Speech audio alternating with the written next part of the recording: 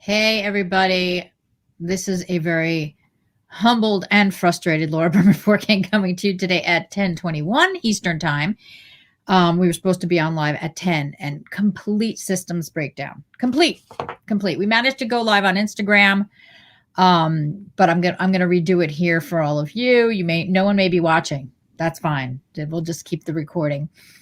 So today's Friday Focus, and every Friday at 10 a.m. Eastern, except next Friday, because we'll be in the middle of our Career Clarity event.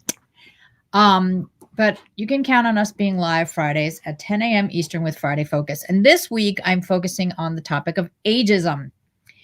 So I know there's reverse ageism out there for young people who feel like, oh, no one takes me seriously. But today, I'm talking to the people 50 and over, and I'm going to call us kids because we it makes us feel better. So is ageism real? I wish I could say no. I can tell you when I was younger, I did not believe it was real, even though I saw many examples of it. But now that I've started experiencing it, and I've always seen it with my clients, yes, ageism is real. The statistics show it takes someone who is 50 plus 7 to 8 months longer to find a job than our youngsters out there. So as we start our Career Clarity event the week of March 8th through 12th, 2021, while we're doing this recording, we've got a lot of people signing into the Facebook group telling us that, how do I change gears at 50? How do I start something new at 54? Or I'm 60 and, I can't find a job. So that is what I want to address today with some specifics. And I want to give a shout out to Marie Zimenoff and Nancy Colomer, who are two professionals out there that I respect, who hadn't been quoted in an article that I'm going to quote a bit about. Nancy Colomer helps folks figure out their retirement careers, and she had gone through our Now What training as well. And Marie Zimenoff is a well-known career resume writer and helps with job search. So anyway, some tips that they have that I'm going to pass on to you today. But first, let me say that if you are in the younger set, I want you to think about what, people think we're going to have this career and we're going to maybe retire, even though we know that that is an old story nowadays. It's not so accurate, but you may not think that you're going to hit a time when you have to be even more strategic, right? We just think that we're going to hit a career trajectory and it's just going to keep going until we're done with it. And that's not the case in the way the world works today. So for younger folks, I want you to think about, start strategizing for what happens later, okay? And for those of us who don't have time to make a change around that, I'm very biased. I want to say that I'm biased because I've always worked for myself. So I'm always going to think about ways that someone is valuable in the marketplace without having a regular paycheck. I know that scares a lot of people, but I'm going to address it from that perspective. And then I'm going to address it from things that you can do to, beat the system when you're out there trying to look for a job as someone 50 plus. All right. So I want you to think about YOU Inc., You Inc., right? So you've had this great career. You've done a lot of things. How do you kind of let the cream float to the top? And think about, what is your most valuable asset and marketable skill? And I want you to brand that, right? So forget all the job descriptions and, I was a director, so I could be a director again. Your resume is not the dictator of your future possibilities. If you need to hear more about that, look up my TEDx talk, Laura Berman Forking, because I talk all about how your resume is not where you're going to find the clues to your next job.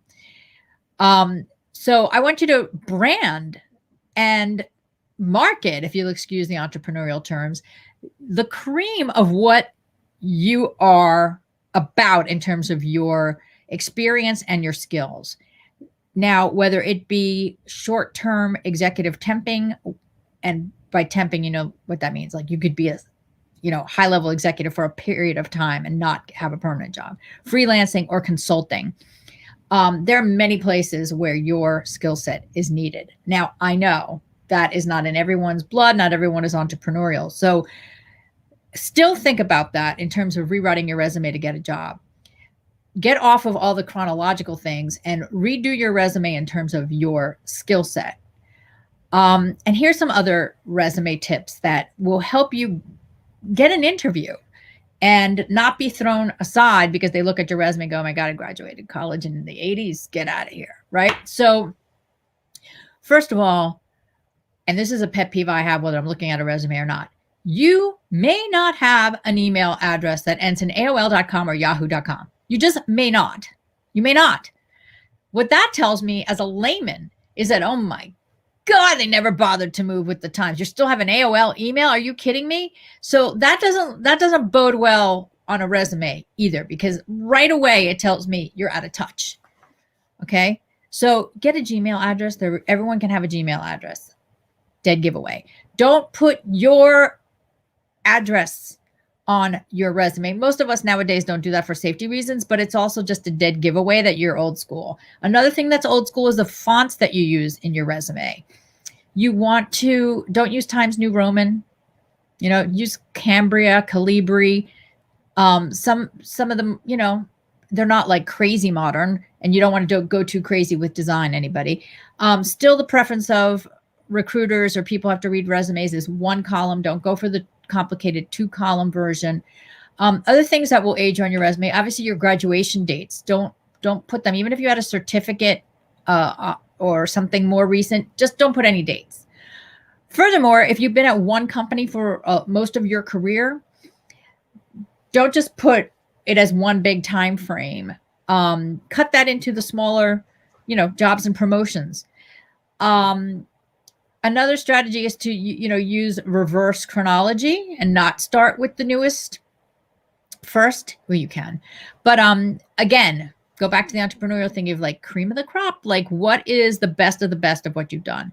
Now, I'm trying to think of what else is going to put you like a red flag. Oh, all right. So when it comes to, software or things that you're up to date on, don't put the ones that are assumed. Like, everyone should know how to use Microsoft Word. Everybody, right? So don't put the obvious ones that everyone should have as a skill, because it's not a skill. It's an assumption now that you have that. And also, speaking of computers, applications, all the latest things, you have to be up to date. Part of it is speaking the language. Like I've caught myself in the last few weeks on some of these lives say the word Rolodex, right? Boy, does that age me. Like, who knows what a Rolodex is?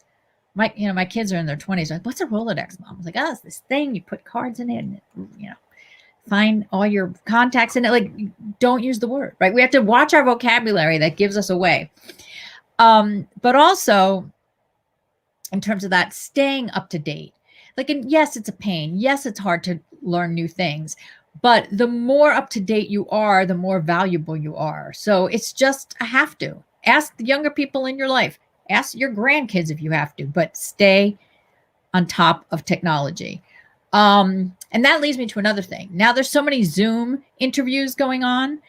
Now there used to be an old adage when you went to interviews in person, like, people say, well, how was it getting in today from the city or whatever? And it was really kind of a trick question to see how you dealt with stress.